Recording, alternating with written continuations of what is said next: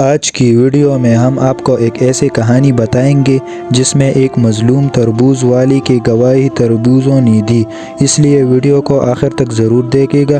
جب تربوز بولنے لگے تو کیا ہوا؟ بہت سال پہلے کی بات ہے، ایک گاؤں تھا انتہائی خوبصورت، جہاں ہر طرف سبزہ ہی سبزہ تھا۔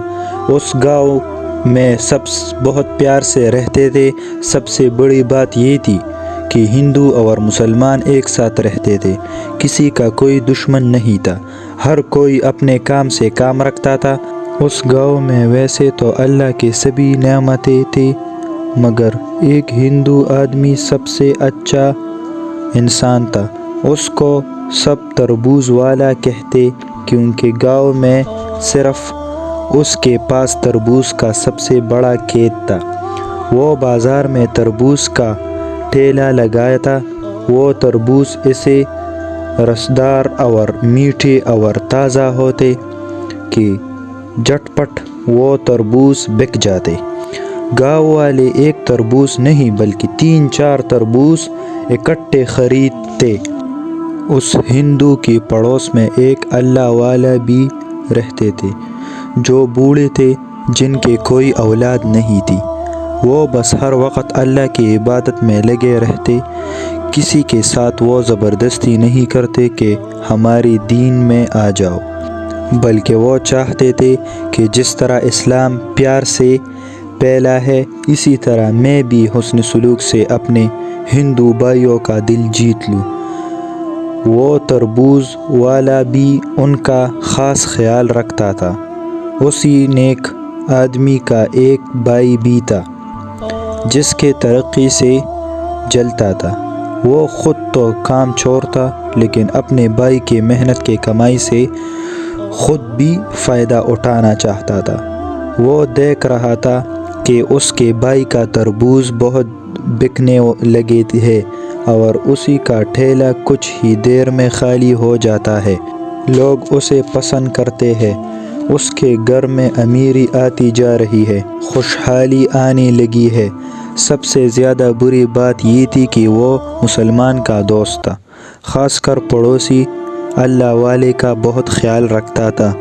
اس نے سوچا، یہ تو بالکل اچھی بات نہیں ہے، مجھے کچھ کرنا پڑے گا، پر ایسا کیا کروں کہ سانپ بھی مر جائے اور لاٹھی بھی نہ ٹوٹے۔ ان کے گاؤں میں ایک پنڈت تھا۔ وہ جانتا تھا کہ وہ تنتر منتر کسی چلتے کاروبار کو تباہ کر سکتا ہے۔ وہ اس کے پاس گیا اور کہا کہ میرے بھائی کا تربوز کا کھیت ہے، جو گاؤں میں بہت پسند کیے جاتے ہیں، ان کو اجاڑ دو، کیونکہ وہ مجھ سے بہت زیادہ کماتا ہے اور ہمارے دشمن ایک مسلمان سے بڑی ہمدردی رکھتا ہے۔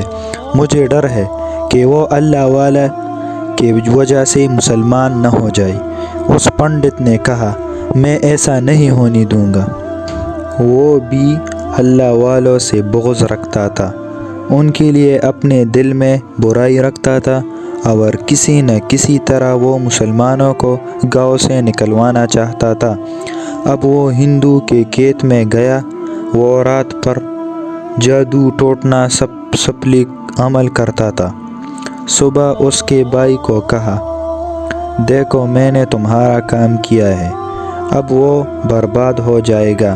وہ حاسد بھائی اپنی جیت پر بہت خوش تھا۔ اب وہاں پر وہ نیک تربوز والا جب اپنا تربوز کا ٹھیلا لے کر بازار پہنچا تو لوگ اس کا انتظار کر رہے تھے۔ سب معمول تربوز سب بک گئے۔ وہ پیسے لے کر خوشی خوشی گھر آیا تھا کہ دروازے پر ایک گاؤں والے نے کہا، تم نے کیسے خراب تربوز دیا ہے؟ تم نے دھوکہ دیا ہے۔ اس نے پوچھا، کیا ہے میرے بھائی؟ وہ بتانے لگا، میں نے جیسا تربوز کاٹا اس سے خون نکلنے لگا، خون کا فوارہ نکل رہا تھا۔ ایسے تو کبھی نہیں ہوا، تم نے جان بوجھ کر ایسا کیا ہے۔ ابھی ایک گاؤں والا ہی شکایت لے آیا تھا کہ اس کے پیچھے دوسرے گاؤں والے بھی شور مچانے لگے۔ تم نے ہمیں خراب اور خون سے بھرے تربوز دیے ہیں، ہمارے پیسے واپس کرو۔ شام تک لوگوں نے اس کا جینا حرام کر دیا تھا۔ وہ جو خوش ہو رہا تھا کہ آج اس کے بہت کمائی ہوئی ہے، وہ شروع ہو گیا کہ میرے بھگوان، تو مجھ سے ناراض تو نہیں ہے؟ کہیں مجھ سے تو غلطی نہیں ہوئی؟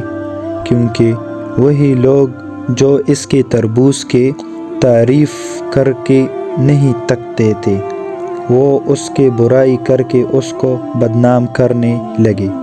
اس کا بھائی اور پنڈت بہت خوش تھے۔ یہ خبر پہنچی اللہ والے تک، انہیں افسوس ہوا۔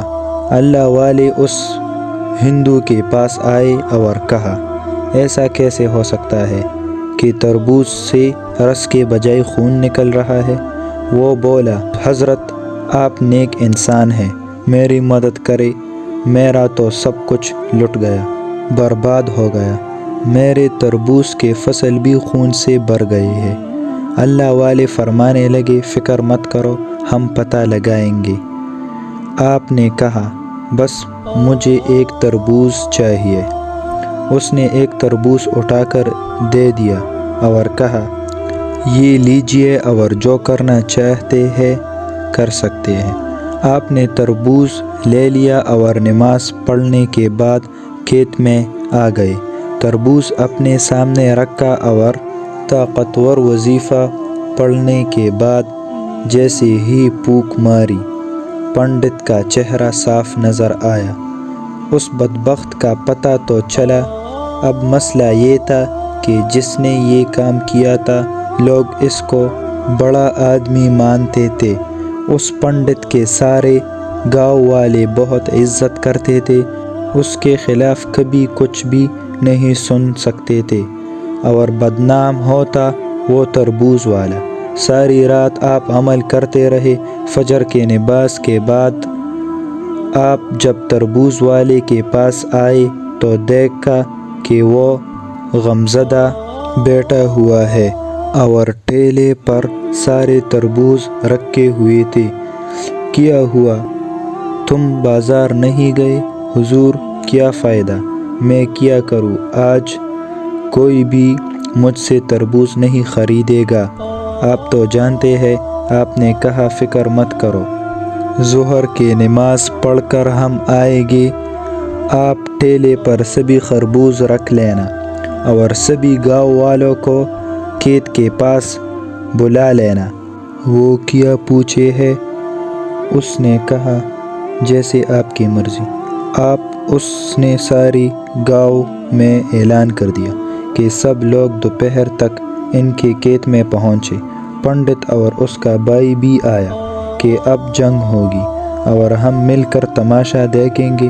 تربوز والا اور اللہ والا کو گاؤں سے نکال دیا جائے گا۔ اللہ والے اللہ پر کامل ایمان رکھتے تھے اور ان کو لوگوں کی کوئی پرواہ نہیں ہوتی، وہ تو انسانی خدمت کے لیے لوگوں کے پاس رہتے ہیں۔ آپ نے ظہر کی نماز کے بعد نفل ادا کی۔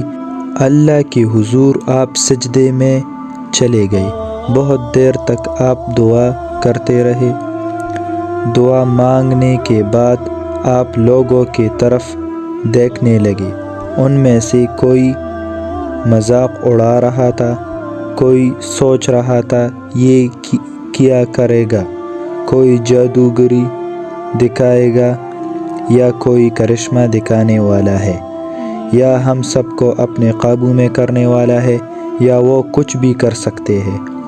بہرحال آپ نے لوگوں کی طرف دیکھا اور کہا، گاؤں والو، اب جو بات میں کہنے والا ہوں اس کو سن کر تم سب حیران ہو جاؤ گے۔ یہ تربوز جو ہم نے ٹھیلے میں رکھوائے ہیں، آج ان کو وہ انسان کاٹے گا جس کی برکت سے وہ خون والے تربوز سونے کا بن جائے گے، اور پھر ظاہری سی بات ہے اس کو انعام ملے گا۔ ہم نہیں جانتے کہ تم میں سے وہ کون سا انسان ہے، اس لیے ہم سے کہتے ہیں تم میں سے جو سب سے پہلے یہ کام کرے گا اسی کو انعام ملے گا۔ پھر آپ نے کہا کون ہے جو سب سے پہلے آئے اور اسے تربوز پر چھری چلائے؟ اللہ والے نے جان بوجھ کر اس تربوز والے ہندو کو اشارہ کیا کہ تم آؤ کیونکہ یہ تمہارے تربوز ہے۔ وہ آگے آیا اور تربوز کو کاٹنے ہی والا تھا کہ پیچھے سے اس کا بھائی آیا اور کہا کہ تم کیوں کاٹ رہے ہو؟ تمہاری وجہ سے تو سب تربوز خون والے بن چکے ہیں۔ میں کاٹوں گا، تم بہت منحوس ہو، تمہارے کھیتوں نے تمہیں بدنام کیا ہے اور گاؤں والے تم پر یقین نہیں کرتے۔ ہٹو، مجھے یہ کام کرنے دو، میں یہ کام کروں گا۔ اب وہ چھری اٹھا کر تربوز کاٹنے والا تھا کہ وہ پنڈت لوگوں کی پیچھے سے آیا اور کہا اس گاؤں میں سب سے زیادہ عزت والا شخص میں ہوں، میں ہی صحیح حقدار ہوں۔ ویسے تم مسلمانوں کا کیا بھروسہ؟ آپ جھوٹ بول رہے ہو، کوئی جادوگری یا تماشا دکھا رہے ہو۔ تم اللہ والے ہو لیکن تم نہیں جانتے کہ تم سے بڑا علم میں رکھتا ہوں۔ میرے پاس وہ علم ہے جو تمہارے پاس بھی نہیں ہوگا۔ وہ گھورتی ہوئی آپ کی طرف دیکھنے لگا، پھر بولا مجھے تم پر کوئی بھروسہ نہیں۔ وہ وہی اللہ والے کو گاؤں سے نکلوانا چاہتا تھا۔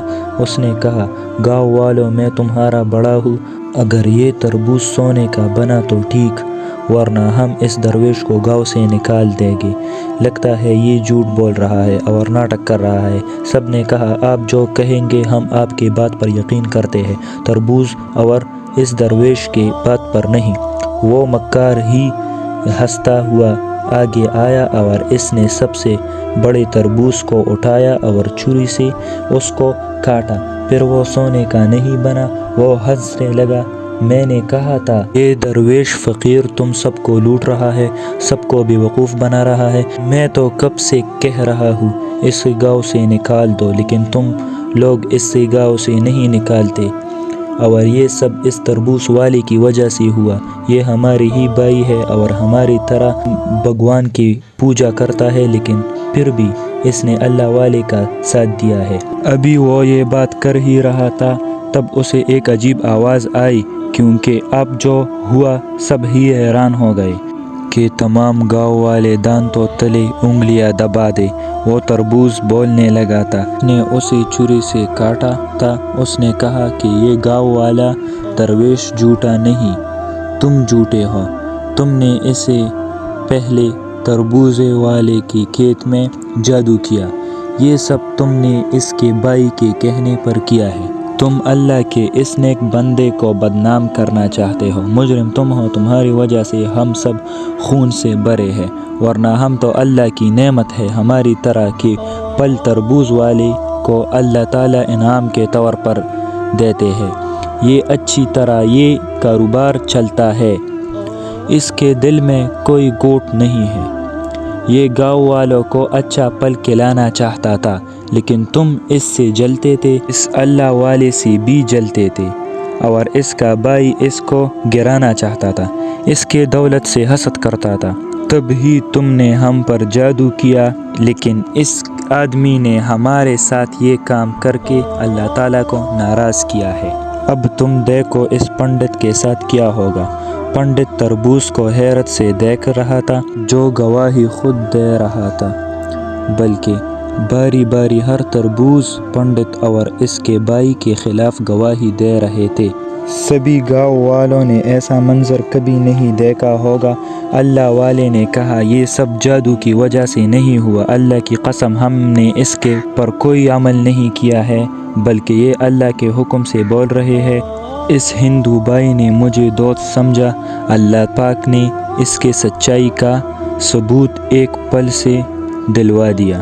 اے تربوز والے، کیا سزا دیتے ہیں ان دونوں کو؟ اس نے کہا حضرت میں تو کچھ بدلہ میں نہیں چاہتا، بس میرے تربوز پر سے ویسی ہی ہو جائے تازہ اور میٹھی، تاکہ گاؤں والے مجھے دعا دے سکے اور میری تعریف کر سکے۔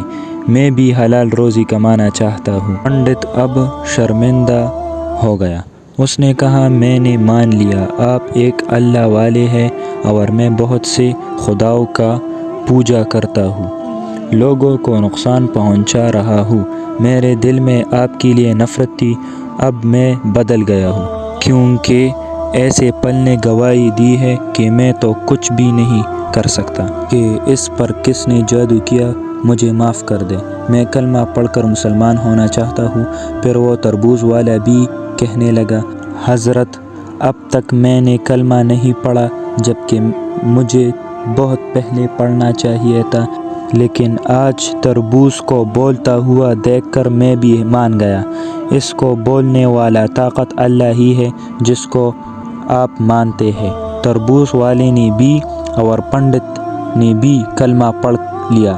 اس کے بعد حاسد بھائی بھی وہاں آیا اور اس نے اس سے کہا، مجھے معاف کر دو، میں تمہاری ترقی سے جلتا تھا اور لوگوں کے سامنے نیچا دکھانا چاہتا تھا، لیکن میں خود ہی نیچے گر گیا، وہی گرتا ہے جو دوسروں کے لیے گڈھا کھودتا ہے اور اس گڑھے میں میں خود گر گیا ہوں۔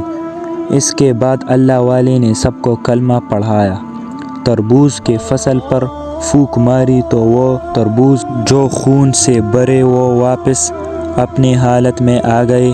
تربوز والے نے پھر ٹھیلا لگا دیا۔ اس بار قدرت کا کرشمہ یہ ہوا کہ جو تربوز گرمیوں کے موسم میں آئے وہ دوسرے موسم میں بھی آتے تھے۔ اس بار وہ فصل اتنے عمدہ اور تربوز اب بھی ختم نہیں ہوتے اور اس کا کاروبار چلتا رہا۔ اگر آپ کو یہ ویڈیو پسند آئی ہو تو ہمارے چینل کو سبسکرائب کر دیں۔